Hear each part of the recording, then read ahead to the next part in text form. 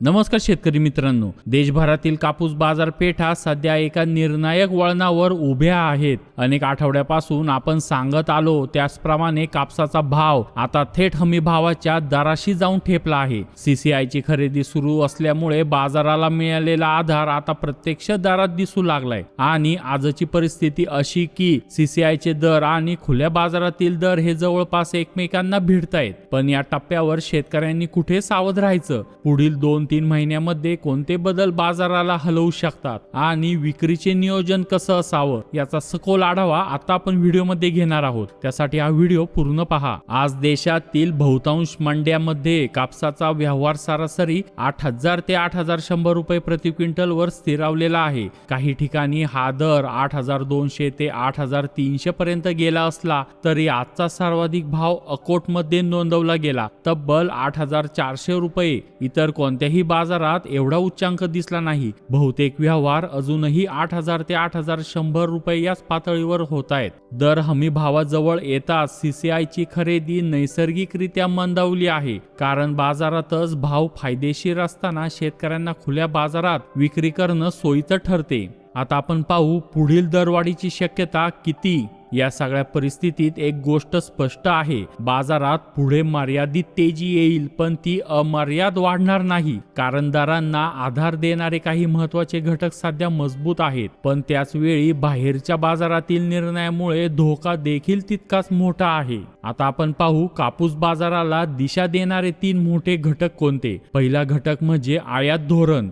सर्वात मोठं हे गेम चेंजर असणार आहे. ऑगस्ट ते डिसेंबर या कालावधीत देशात शुल्कमुक्त आयात खुली होती, त्यामुळे या वर्षी 32 लाख गाठींची विक्रमी आयात आधीच झालेली आहे. संपूर्ण हंगामात 50 लाख गाठीपर्यंत आयात होईल असा अंदाज कायम आहे. जसे जसे देशांतर्गत भाव वाढतील तसा तसा उद्योग थेट आयातीकडे वळू शकतो आणि एकदा आयात वाढली की बाजारावर दबाव येणं निश्चित. म्हणून केंद्र सरकार आयात शुल्कात कोणते बदल करणार याकडे सगळ्यांचे अजून लक्ष आहे.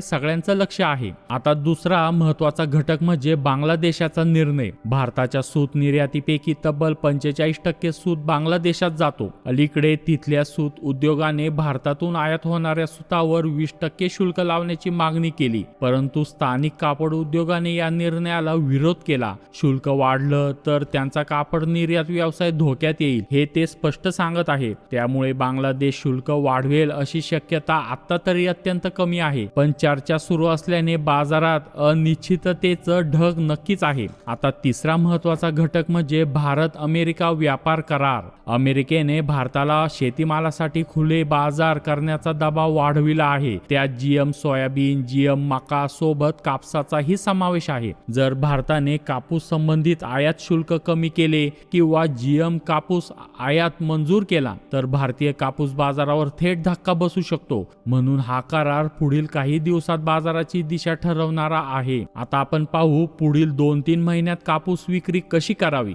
तर शेतकऱ्यांनी सगळ्यात महत्त्वाचा सल्ला म्हणजे खुल्या बाजाराचा फायदा घ्या, पण हमी भावाची नोंदणी सोडू नका, कारण अचानक आयात वाढू शकते किंवा सरकार आयात शुल्कात बदल करू शकतात. तसेच आंतरराष्ट्रीय बाजारातून सुद्धा दबाव येऊ शकतो. यापैकी कोणतीही एक गोष्ट जरी बदलली तरी भाव झपाट्याने खाली येऊ शकतात. आता आपण पाहू कापसावरील पुढील दराचा अंदाज कसा घ्यायचा. सरासरी भाव पुढील काही आठवड्यात 8,200 ते 8,500 रुपयापर्यंत जाऊ शकतात, पण भाव 8,500 पेक्षा सिग्निफिकंटली जास्त गेले तर आयात पुन्हा वाढेल आणि बाजारात दबाव येईल. त्यानंतर शेतकऱ्यांनी लक्ष ठेवायच्या 3 गोष्टी कोणत्या. तर पहिली गोष्ट म्हणजे केंद्र सरकारचे आयात शुल्कातील बदल, त्यानंतर भारत अमेरिका व्यापार करार आणि बांगलादेशाची अंतिम भूमिका. यापैकी कोणतीही घोषणा अचानक झाली तर बाजाराचा संपूर्ण अंदाज बदलू शकतो. म्हणूनच टप्प्याटप्प्याने विक्री करा, नफा दिसताच व्यवहार करा आणि हमीभाव नोंदणी ही सुरक्षा म्हणून कायम ठेवा.